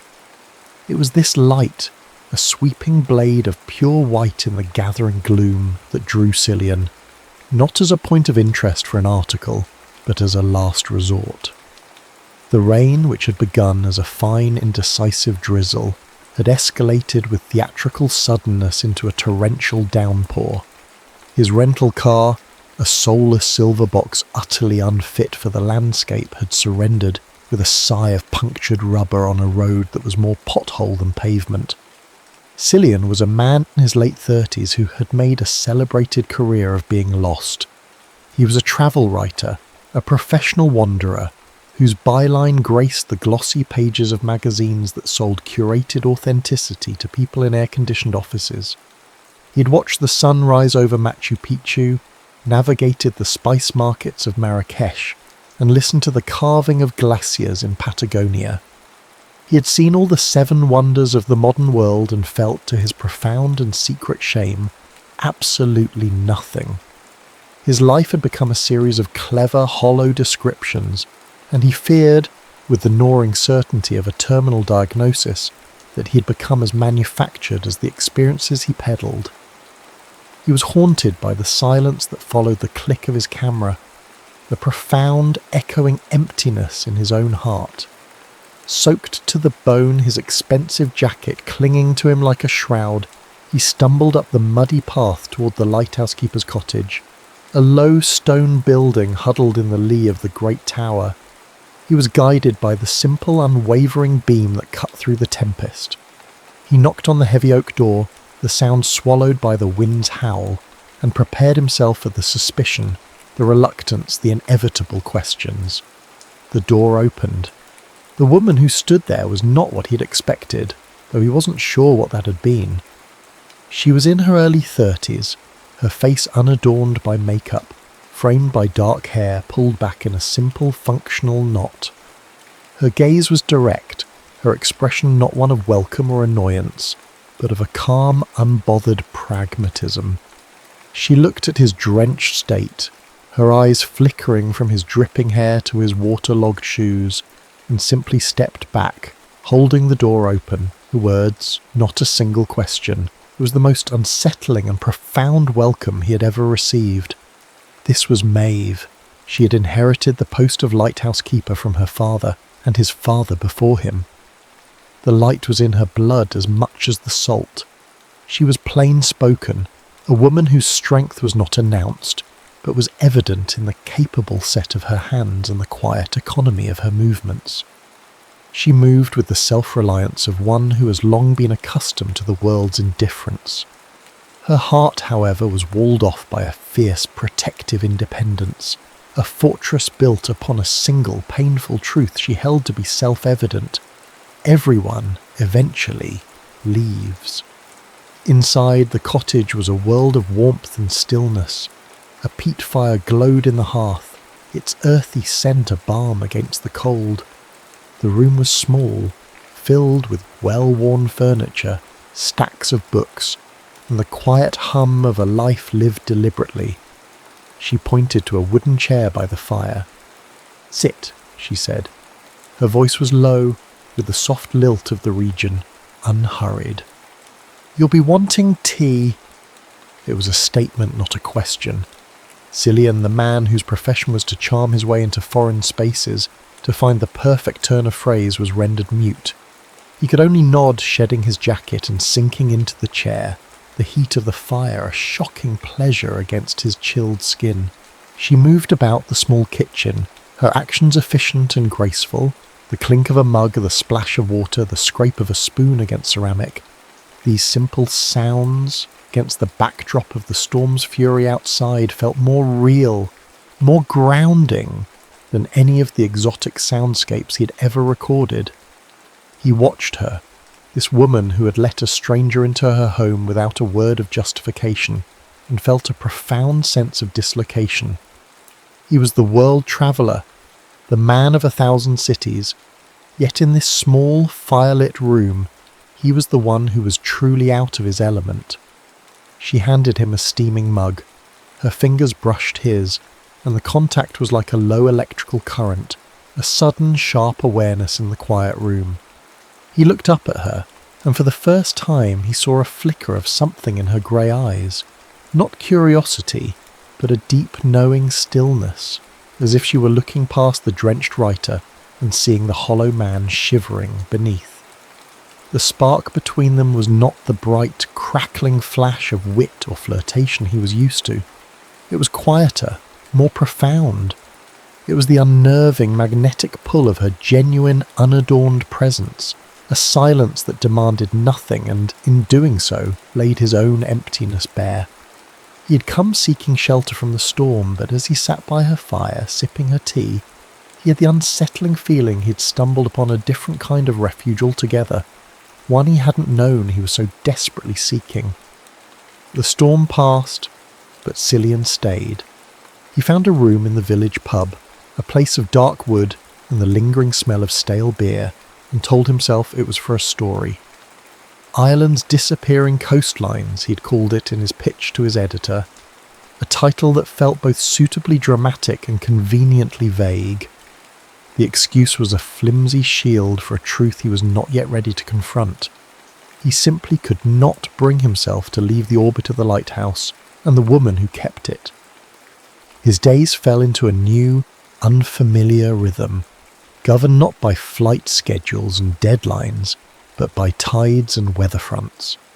He found himself at the lighthouse more often than not, drawn by a force he couldn't name. He began tentatively at first to help Maeve with her tasks. It started with an offer to carry a heavy box of supplies up the winding spiral staircase of the tower. She had only nodded, handing it over without ceremony, as if his presence were the most natural thing in the world.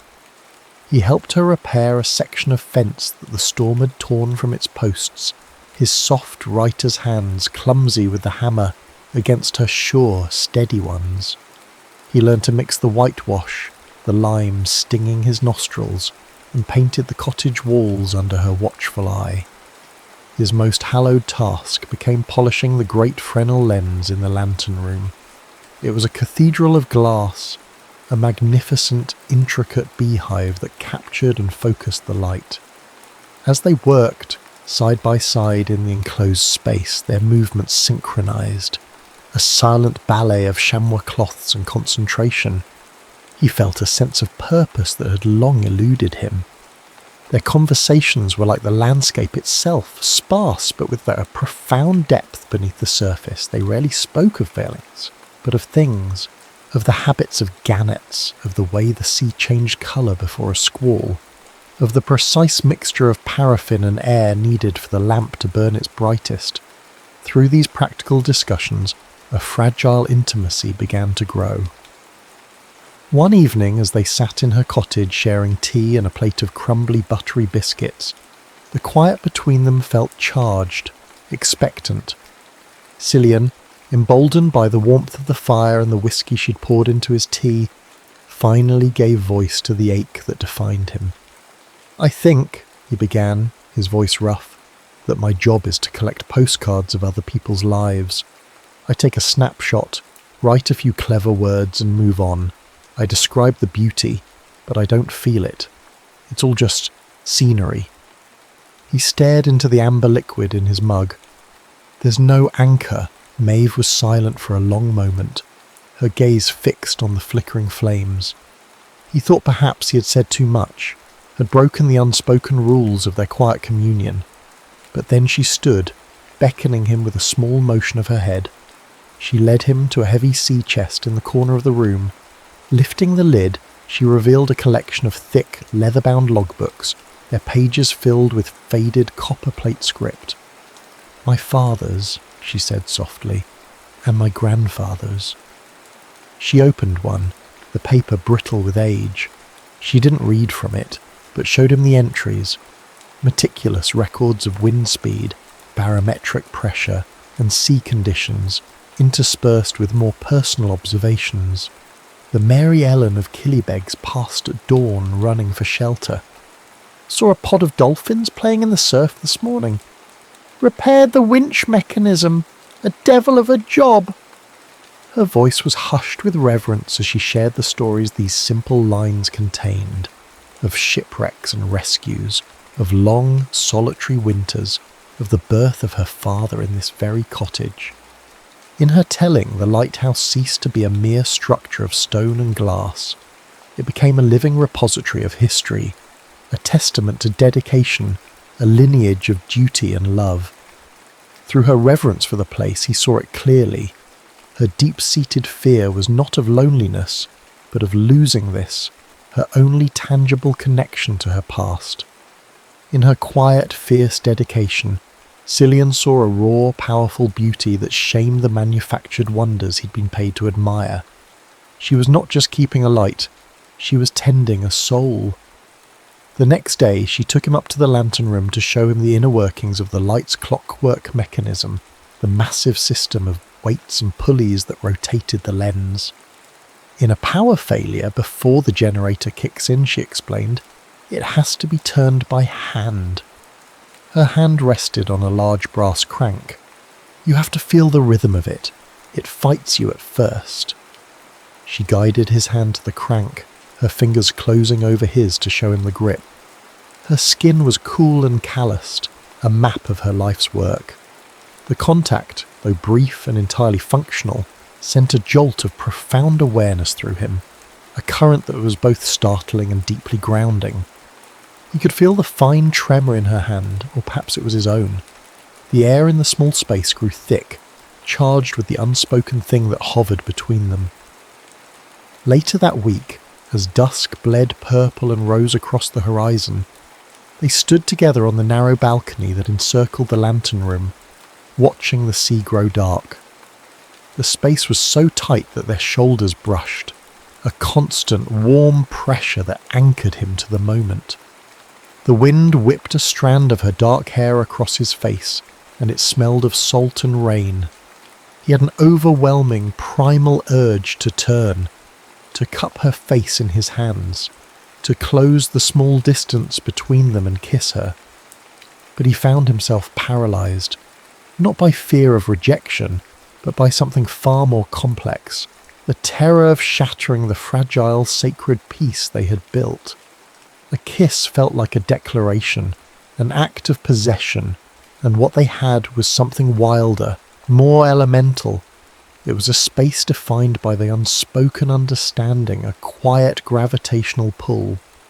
He, the man who documented the world, was afraid to make a mark on this small, perfect universe, afraid that his touch might be just another postcard, another fleeting moment he would eventually have to leave behind. So he stood beside her, their bodies touching, and let the moment hang in the salt-laced air. A question mark suspended between the darkening sea and the first pinprick of stars. The world Cillian had tried to outrun finally caught up with him in the form of a single piercing ringtone from his phone. It was Marcus, his agent, his voice a blast of manicured London enthusiasm that felt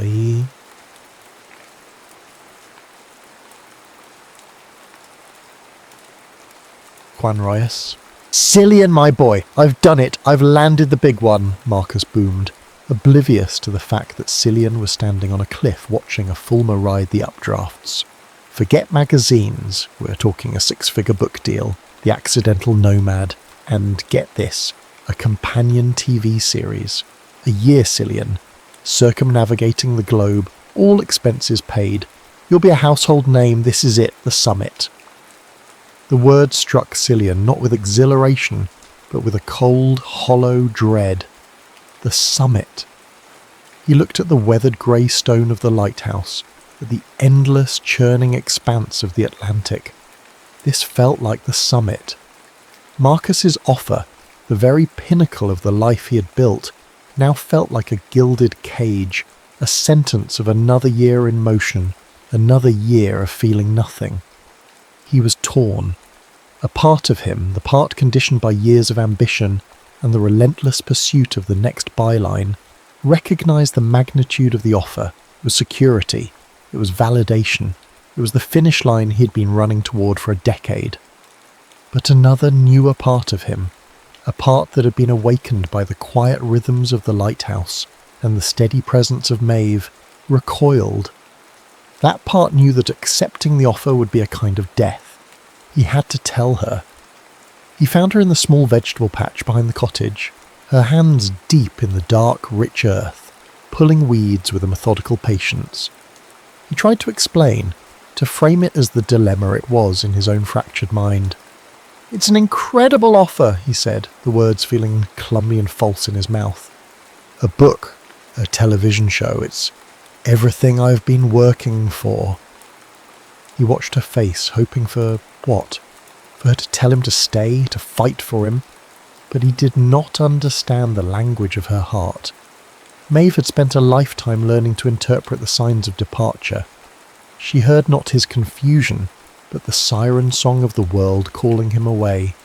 She saw the flicker of excitement in his eyes, the professional ambition he couldn't quite conceal, and it confirmed her deepest, most hard-won conviction. She was a port, a place of temporary shelter, but he was a vessel built for the open sea. She straightened up, wiping the soil from her hands onto her trousers. Her expression became smooth, impassive, a mask of polite distance sliding into place. The warmth he'd come to depend on was gone, replaced by a cool, impenetrable courtesy. "Well then," she said, her tone flat, devoid of emotion. "Congratulations. It's what you were made for, Cillian. Go and see the world." "Maeve, it's not that simple," he pleaded, reaching for her arm. She flinched away from his touch as if burned. "Isn't it?" she asked, her voice quiet but edged with steel. "You're a visitor. You were always just passing through. I hope you get everything you want." She turned and walked back to the cottage, her back straight and rigid. She didn't look back. She was pushing him away, preempting the abandonment she saw as inevitable, choosing to make the cut herself rather than wait for the blade to fall. The emotional low point was a brutal diptych of solitude. For Cillian, it was a sterile hotel room in Galway, where he'd driven to think. The lucrative contract glowed on his laptop screen, a string of zeros that promised a fortune and felt like an epitaph. He stared at it, the excited emails from Marcus pinging in his inbox, and felt an emptiness so vast and profound it threatened to swallow him whole. The entire world, with all its wonders and possibilities, had shrunk. It felt small, loud and colourless compared to the quiet, infinite universe he had found in a crumbling lighthouse and the steady gaze of a woman who smelled of earth and salt. For Maeve, it was the solitude she had always known, but it was different now, poisoned by a new and specific grief. That evening, alone in her tower, she watched the distant headlights of a car snake away from the village, and she allowed herself to believe it was him. She permitted herself one single shattering moment of pain, a silent sob that shook her entire body. Then she took a steadying breath, banked the fire in the hearth until it was a low, sullen glow, and went to check the light. She reinforced the solitary walls around her heart, brick by painful brick, preparing for the long, quiet vigil ahead. The beam swept out across the dark water, rhythmic and eternal, a duty that would remain long after the memory of a visitor had faded. The storm arrived not with a warning, but with a roar. It was a leviathan of wind and water, a once-in-a-generation tempest that threw the full, untamed fury of the Atlantic at the coast of Quan Royce. The sky turned a bruised, malevolent purple-grey, and the sea, once a placid neighbour, became a raging beast, clawing at the cliffs with monstrous foam-flecked hands. Cillian was still in Galway, marinating in his misery, when he heard the news on the crackling radio of a pub. The peninsula was cut off. Power lines were down. He thought of the lighthouse, of Maeve's quiet words about the backup generator, its engine old and notoriously unreliable. A cold primal fear, sharper and more potent than any professional anxiety he'd ever known, seized him. He didn't think. He acted. Driven by a desperate, illogical need to be there, he threw cash on the bar and ran to his car. The drive back was a battle against the elements. The wind hammered the car, trying to tear it from the road. Rain lashed the windscreen in blinding sheets, the wipers fighting a losing war. Branches and debris littered the tarmac. But Cillian drove on, his knuckles white on the steering wheel, his focus narrowed to a single point of light he prayed was still burning. When he finally reached the lighthouse, skidding to a halt in the mud-slicked yard, the generator was silent. The only sounds were the shriek of the wind and the deafening crash of the waves. The great light above was still turning, but its movement was erratic, faltering. He burst through the cottage door, unlocked as always, and took the spiral stairs of the tower 2 at a time, his heart pounding in his throat. He found her in the lantern room. She was soaked, her hair plastered to her face, her body straining against the massive manual crank of the light's clockwork mechanism. Her face was a mask of grim determination, her muscles taut with the effort of forcing the colossal lens to continue its life-saving rotation. In the distance, through the storm-lashed glass, he could just make out the faint lights of a fishing boat, caught dangerously close to the rocks, relying on this single faltering beam for its survival. She didn't have to ask. He lunged for the other side of the crank, his hands finding their place opposite hers. They fell into a rhythm born of pure necessity, their bodies moving in a desperate synchronized dance against the storm. They were a single entity, a four-armed, two-hearted machine, pushing and pulling, their breaths ragged, their muscles screaming in protest. The great light steadied, its beam once again a reliable, sweeping metronome of hope in the chaos. They worked in silence for what felt like an eternity, the storm their only soundtrack. Then, in a brief lull between the howling gusts, the tension that had been building for days finally snapped. The truth erupted from Cillian, a raw shout over the wind's dying moan.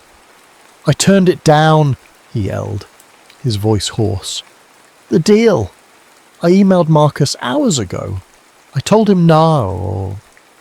Maeve didn't stop cranking, her eyes fixed on the mechanism. "Why?" she gasped, the word torn from her. "Because there's nothing out there for me," he roared, the confession of physical agony. "Don't you see?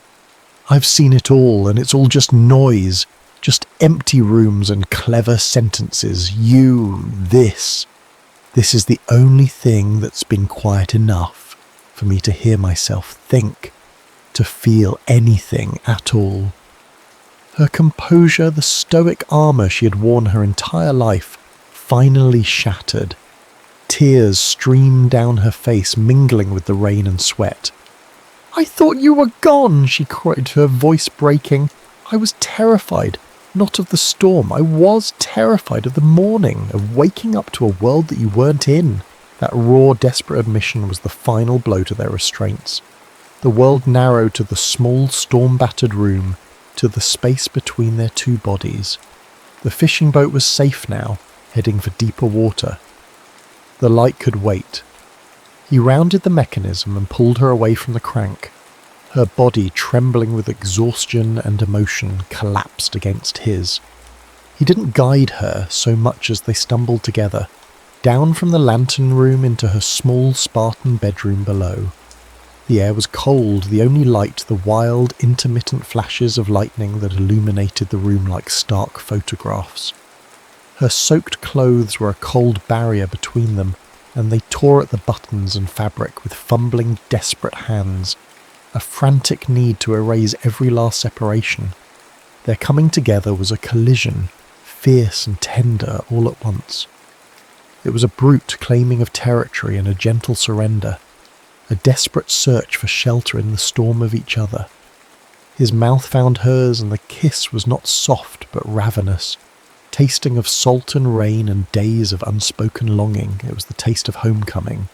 He laid her down on the simple cot, the rough wool of the blanket scratching against their bare skin. In the flickering elemental light he saw her, truly saw her, not as a keeper of the light, but as a woman, vulnerable and open and wanting him. There was a reverence in his touch, a sense of awe, as his hands explored the strong, lean lines of her body. This was not the practiced seduction of his former life. This was a prayer. He memorized the curve of her hip, the hollow of her throat, the surprising softness of her skin. She met his desperation with her own, her hands charting the unfamiliar landscape of his body, pulling him closer, deeper. There was no artifice, no gentle exploration. It was an act of profound, almost painful intimacy, a stripping away of every defence. It was a surrender not to lust, but to the undeniable gravity that had been pulling them together from the start. As the wind howled and the sea raged against the stone walls, they found their anchor in each other. He entered her with a sense of finality, a feeling of slots clicking into place, of a lifetime of wandering ending in this single perfect moment of belonging. Their bodies moved with the rhythm of the storm, a tempest of their own making, until they found their release together in a wave of shattering silent intensity. In the heart of the storm, clinging to each other in the quiet aftermath, they knew. He realized home wasn't a place on a map, but a truth you finally recognized in another's eyes. And she, who had spent her life believing strength meant keeping the world out, learned that its truest form was having the courage to finally let one person in. Dawn broke with the quiet clemency of a pardon. The storm, having spent its fury, had moved on, leaving behind a world washed clean, scoured and shimmering. The sea, so recently a violent aggressor, was now a sheet of hammered silver, placid and calm under a sky streaked with the pale, tender hues of a new day. The air itself felt different, lighter, scrubbed clean of its melancholic weight. In the small bedroom, tangled in the rough blankets, Cillian woke first. He watched Maeve sleep, her face soft and unguarded in the morning light, and felt a sense of peace so profound it was almost a physical ache. The restless energy that had propelled him across the globe for a decade was simply gone. In its place was a stillness, a certainty. He had found his true subject, not in the fleeting grandeur of landscapes, but in the quiet, enduring geography of a human heart. He stayed. There was no grand discussion, no negotiation of terms. It was an unspoken, settled thing. He moved his few belongings from the pub into the small keeper's cottage, his laptop and notebooks finding a home on a small desk overlooking the sea. He began to write again, but the words were different now. They were not for a magazine, not for Marcus, not for an audience hungry for clever descriptions. They were for himself. He wrote about the light, its unwavering sweep a metaphor for constancy. He wrote about the sea, its moods and its mysteries. And he wrote about the woman who kept the light, her quiet strength a force more powerful than any storm. A few days later they stood together on the high balcony of the lighthouse, leaning against the cool iron railing. The sun was setting, a spectacular, fiery affair that painted the clouds in shades of apricot and rose. The world felt vast and beautiful, but for the first time Cillian didn't feel the urge to capture it, to reduce it to a caption. He was content to simply exist within it, with her. He held a small new book in his hands. It was bound in dark green leather, sturdy and simple, much like her. He handed it to her without a word. It was a new logbook. She opened it, the scent of fresh paper and leather rising to meet her. On the first crisp, cream-coloured page, in his neat practice script, he had written only 2 words. Day 1. She looked up at him, her grey eyes, so often guarded and pragmatic, now filled with a quiet, brilliant light that rivaled the great lens behind them. A slow smile touched her lips, a genuine, unguarded expression of joy that made his heart clench. She reached out and placed her hand over his, where it rested on the open book. A silent pact, a shared story, just beginning. He lifted her hand from the book, turned it over, and brought it to his lips. He kissed her palm, then the calloused knuckles, a gesture of profound reverence for the life she had lived, for the work she did, for the strength in those capable hands that had held fast through the storm and had, in the end, held him too. It was not a kiss of passion, but one of promise. A promise of a life to be built not of grand, globe-spanning adventures, but of countless cherished days, measured out in the steady, sweeping rhythm of the light. The sun slipped below the horizon, and the great beam began its nightly turn, its light sweeping over them, blessing them, before stretching out to find its way across the calm and darkening water. It was no longer a lonely sentinel, but a beacon for a shared life, a testament to the soul that had finally blessedly come home.